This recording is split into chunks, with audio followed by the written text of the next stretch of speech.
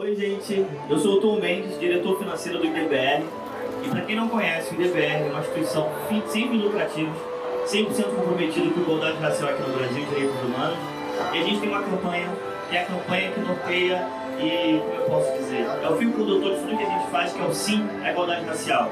A gente já entendeu que dizer não ao racismo é uma coisa que deveria ser dada, mas dizer sim à igualdade racial é de um lugar propositivo. Estar aqui no Rock in Rio é um lugar propositivo para contar novas e boas histórias e também contar histórias que não foram contadas por muitos motivos.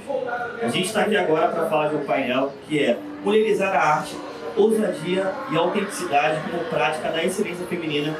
Eu queria apresentar as duas convidadas de hoje, que é a Cris Pantoja e a Caranda Hélia. Eu vou apresentar uma de cada vez e fiquem à vontade de se apresentar também. A Cris Pantoja é DJ e ativista indígena. Suas músicas misturam samba raiz, coco carimbó e músicas de rituais indígenas. Caranda é palestrante, formada em Química, mestranda em Ensino de Ciências Ambientais, e você pode encontrá-la nas redes como Deusa Cientista, onde ela utiliza seu espaço para divulgação científica de forma didática. Então, vou pedir para vocês se apresentarem um pouquinho, falarem, e depois eu começo com as perguntas. Pode ser? Sim. Prazer. Eu sou Cris Pantoja, mais conhecida como DJ Cris Pantoja. Trabalho com samba de raiz. Quando eu comecei, não tinha muitas mulheres. E aí eu passei para esse lugar que eu vou nervosa para hoje. E é importante ocupar, é importante produzir. Trabalho com produção cultural e funcionário também. E empreender por esses espaços. A gente conhece, a gente conhece. Tá. Lindíssima. É um prazer estar aqui nessa mesa com vocês. Eu sou Caranda, conhecida como Deusa Cientista nas redes sociais. Hoje eu estou toda de preto, com uma estampa assim super colorida, cabelo trançado até a cintura. E, enfim, eu faço divulgação científica nas redes sociais, né? Falo sobre ciência, sobre a importância desse resgate da cultura preta e da nossa presença nos espaços de produção de conhecimento científico. E da importância também das mulheres ocuparem esses espaços, né? E reverberar o que elas pensam, enfim, e produzir conhecimento para a própria comunidade. Legal. Então vamos começar com as perguntas aqui. Vocês são duas mulheres com backgrounds assim, bem diferentes uma da outra. Eu queria saber de vocês, primeiro Caranda, depois eu passo para a Cris, quais são os maiores desafios de ser mulher e fazer arte e ciência, e quais são, como é que eu posso dizer, as maiores glórias também dessa mesma pergunta que eu fiz para vocês, desafios e o que melhor tem de fazer ciência e arte. Para mim, enquanto uma mulher preta, estar dentro de um espaço de produção de conhecimento científico, eu encontro o desafio de não encontrar pessoas iguais a mim naquele espaço. E para mim, o que mais me pega, assim, tanto da minha produção quanto da construção da minha arte, é de acessar as minhas referências, sabe? Dentro de um formato que a própria academia estabelece, que, enfim, foi estruturado de uma certa forma para que fosse escrita dentro das universidades, sem ter nenhum processo de socializar e de inserir pessoas negras, pessoas indígenas nesses espaços.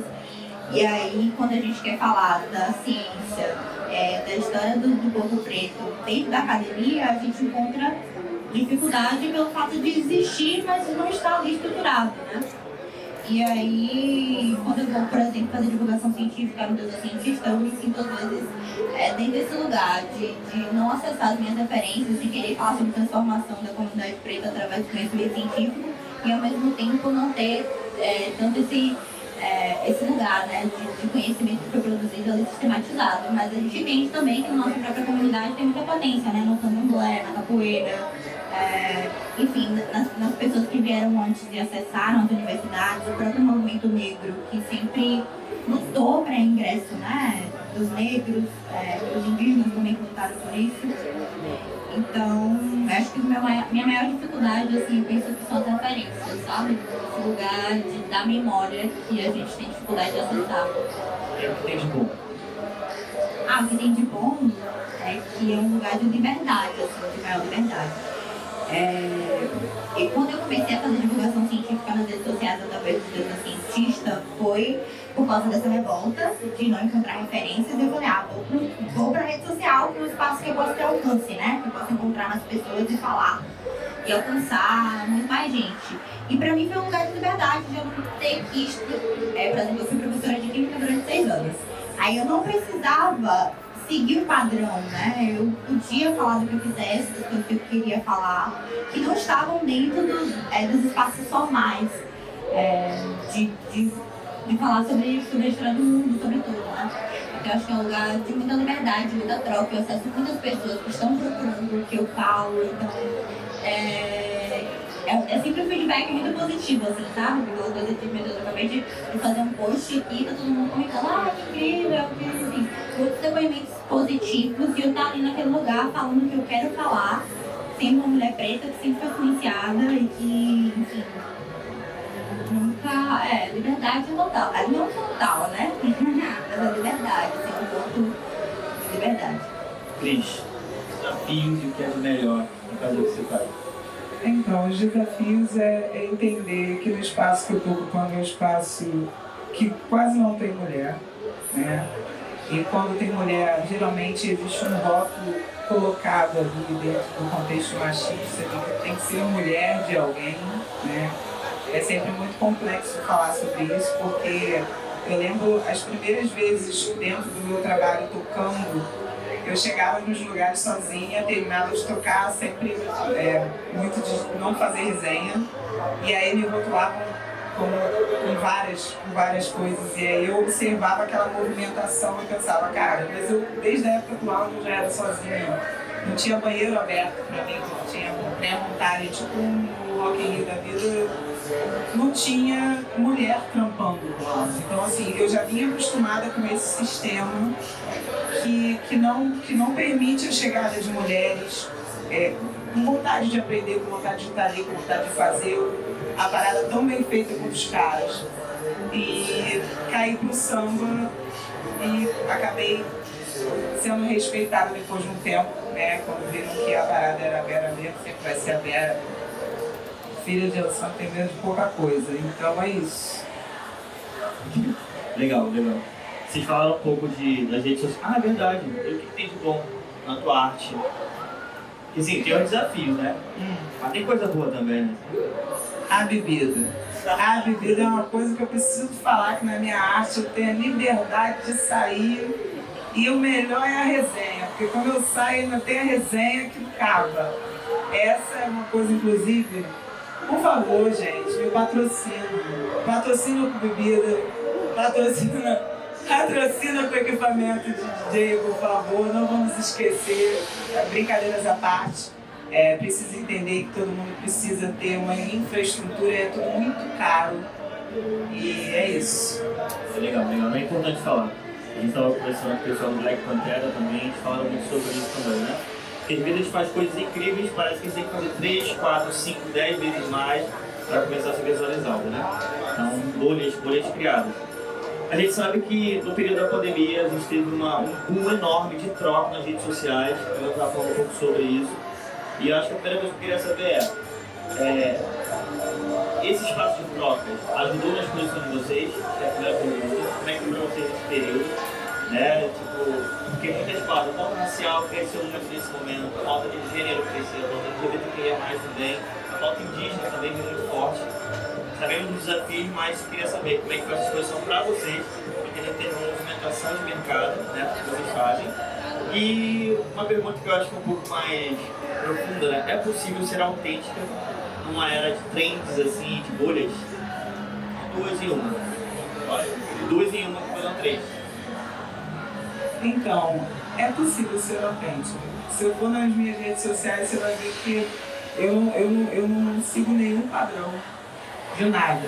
Eu posto música, ora posto meme, faço críticas sociais diretas e bem incisivas naquilo que eu acredito. Eu não me mantenho dentro de um padrão no normativo do que tem que ser feito, né? Tem que fazer trend X, se eu não gosto daquela trend, eu não vou fazer aquilo de jeito nenhum. Então, eu acho que é isso. Mas esse período desde de pandemia, né? Como é que foi para você com relação à exposição? No período de pandemia eu aprendi muito. Eu me coloquei no lugar de observar as movimentações, de aprender, de escutar bastante, né? De entender aquilo ali, de pesquisar sobre aquilo ali. Eu aprendi muita coisa, inclusive sobre os povos originários de forma geral, com outros parentes, obviamente. E não quis fazer live, apesar da galera estar naquela de vou ter que fazer live atrás de live. Teve uma hora que eu já olhei para as lives, já estava olhando para a live, não aguentando mais. E aí eu só fiz duas eu troquei ideia, falei sobre as músicas, sobre a importância das mulheres sambistas principalmente.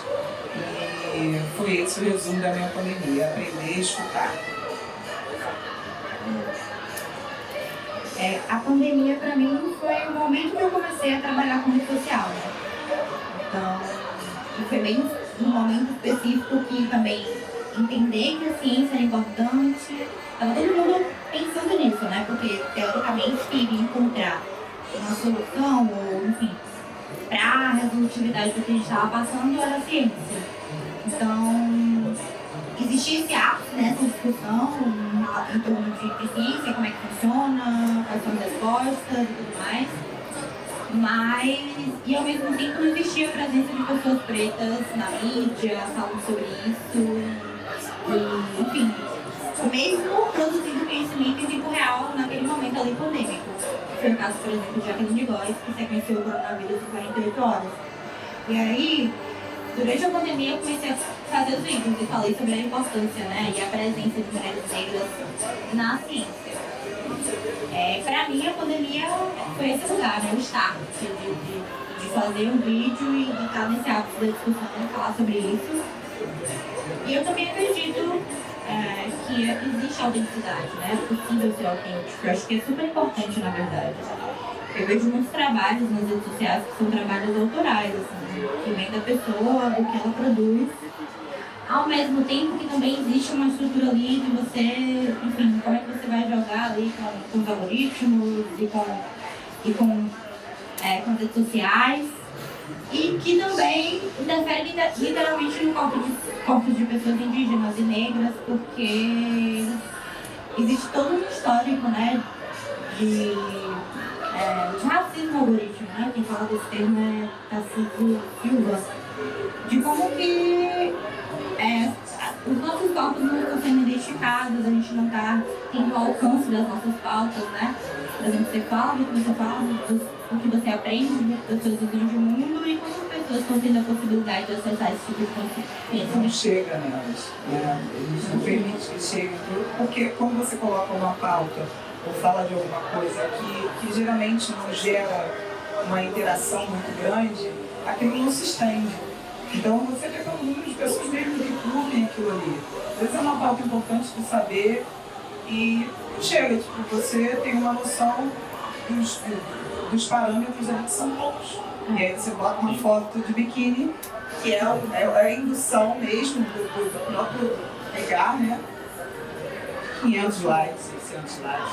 E a internet é um espaço de disputa de narrativa, né? Então a gente acaba perdendo quando a gente não consegue, por exemplo, viralizar, como os influenciadores brancos, sei lá, meses sai de 3 mil a 1 milhão de seguidores, enfim, 10 mil, de 20 mil a 1 milhão de seguidores. E aí vai para evento, é indicado a premiação, é premiado, então assim, esses fenômenos que não acontecem, né, com a gente. Tem isso que vocês falaram, e aí eu acho que de outras conversas eu venho reparando isso, né? Não dá pra a gente atingir alguns lugares só com o nosso próprio trabalho. A gente precisa de pessoas em várias pontas. E pessoas que entendam o que a gente está falando, pessoas que entendam a pauta racial, a pauta de gênero e tal, porque a gente transforma essas pessoas em multiplicadores. Não dá pra você ter um patrocínio de uma pessoa que é racista, uma pessoa que é sexista. E muitas vezes são as pessoas que detêm esse poder de patrocínio, de convite, sabe, de coisas básicas e tal. A gente está falando sobre esses pequenos poderes, né, como é que isso acontece.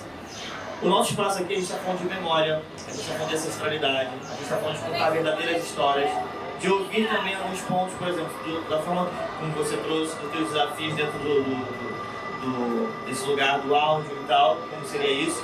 E agora uma pergunta que eu acho muito gostosa de se falar, e eu não estou falando só da arte de vocês por si só. referências. E agora eu quero ouvir um pouquinho de você, eu queria perguntar primeiro pra caramba sobre suas referências. E aí eu não tô falando só do que você faz, mas pra vida, e você também, Cris. Quero ouvir vocês um pouquinho. Referências. Eu sempre me pautei, assim, acho que as referências pra mim, elas estão num lugar muito mais revolucionário quando eu penso nas mulheres negras que me cercam. E foi um momento assim de levante, né? Porque eu sempre aprendi a me odiar. Então esse movimento de me sentir amada, de entender o meu corpo como potente, como digna de receber amor, foi quando eu entendi e fui acolhida pelas minhas amigas, né? Quando eu entendi, quando eu comecei a olhar também para minha mãe com mais amor, quando eu comecei a olhar para minha avó com mais amor. Então, eu me referencio muito nas mulheres que me cercam, né? Na minha mãe, na minha avó. E também mulheres dentro da academia que foram fundamentais, assim. Eu tinha uma dificuldade imensa de ler, sabe? A leitura pra mim não era algo acessível. Eu não conseguia falar, eu quero ter uma rotina de leitura, mas eu não conseguia ler, porque nada me prendia. E a primeira vez que eu consegui ler um livro, assim, real mesmo, foi Angela Davis, que eu chorei. Eu falei, sabe? Expandiu. E eu comecei a ler Angela Davis, Bell Hooks também, uma referência. Mulheres brasileiras como Conceição Evaristo. A música também toca em um lugar muito específico, assim, eu gosto muito de Racionais, de Luna. Eu venho de Salvador, eu sou da Bahia, então eu gosto muito das bandas de lá, enfim, tem um movimento também de revolucionário, de pautar mesmo a realidade, né? De ir contra as coisas que estão estabelecidas socialmente, né? Tanto do machismo, do racismo, das violências que a gente vive. Então, essas são as minhas referências, as pessoas que me inspiram, as pessoas que me cercam, né? Que eu escuto e eu leio. Cris. Então, a minha maior referência é a minha Índia velha, minha mãe. E com ela eu aprendi que a gente consegue fazer acontecer se a gente quiser, ainda que com algumas limitações de toda a estrutura que colocam, né, muros e muros e mais muros, e a gente segue para derrubar. Na música, eu sou apaixonada por esse bandão. Toda a história de vida do Dona Ivone, pela galera da nova geração, que são mulheres que hoje cercam o samba, fazem o movimento do samba acontecer muitas vezes sozinhas, sem patrocínio, que é na mesma história, na raça, mas o samba, como geral, é isso. É todo mundo feito na raça.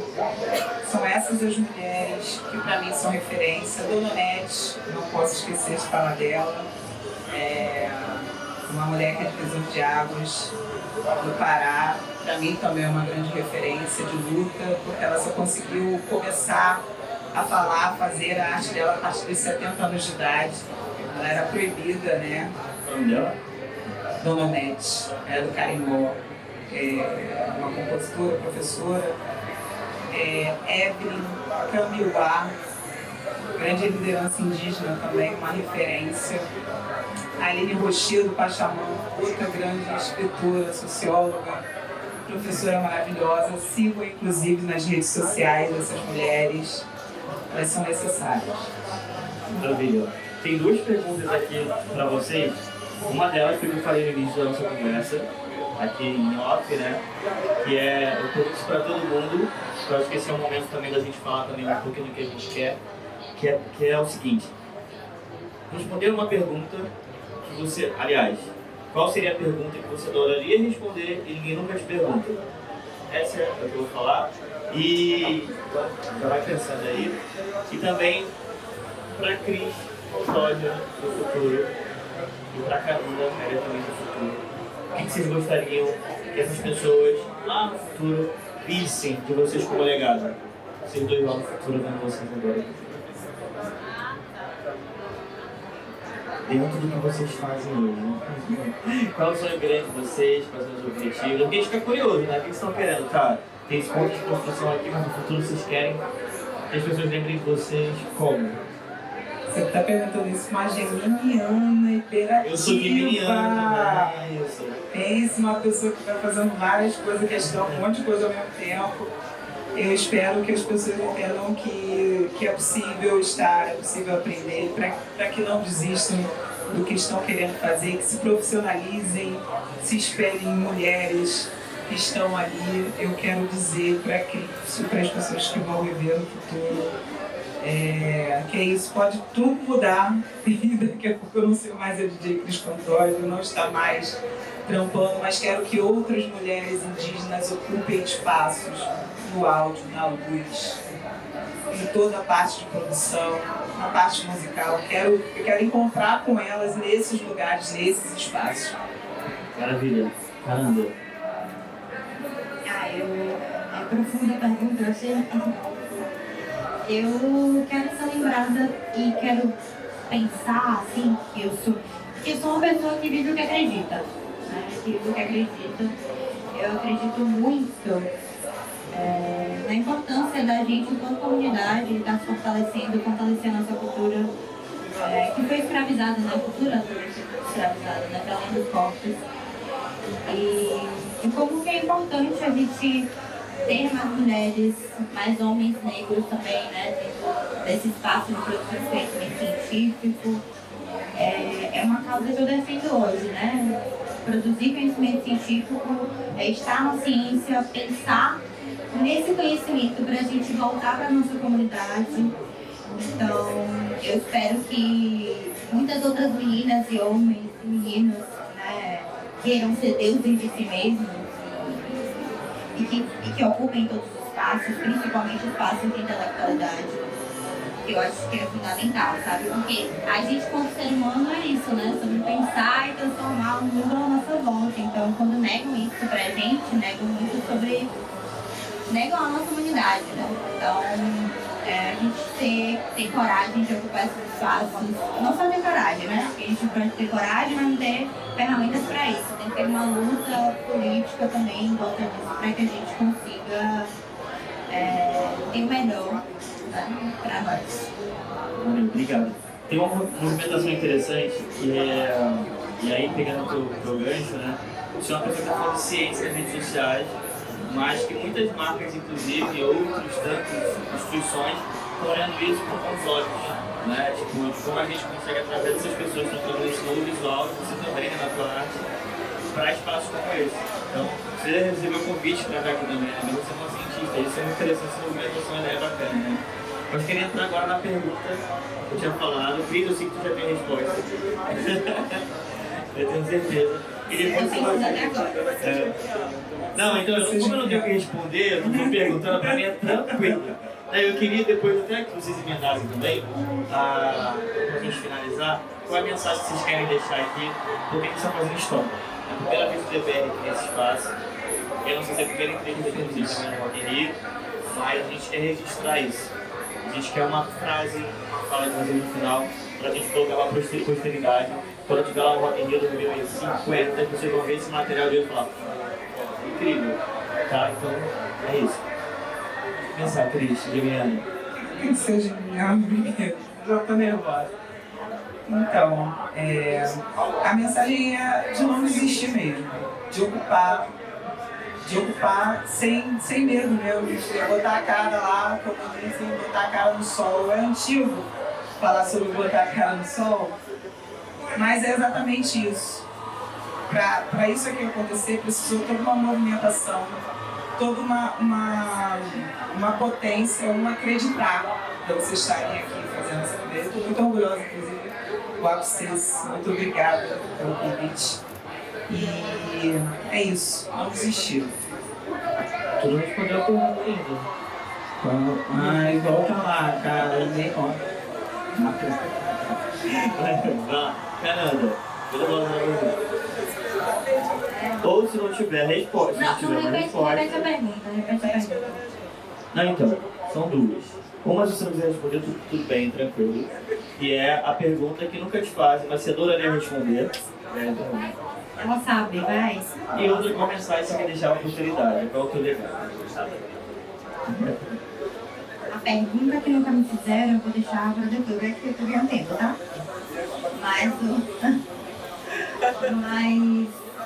O que eu tenho pensado muito hoje, assim, é sobre a importância da gente saber o quanto que a gente é único, sabe?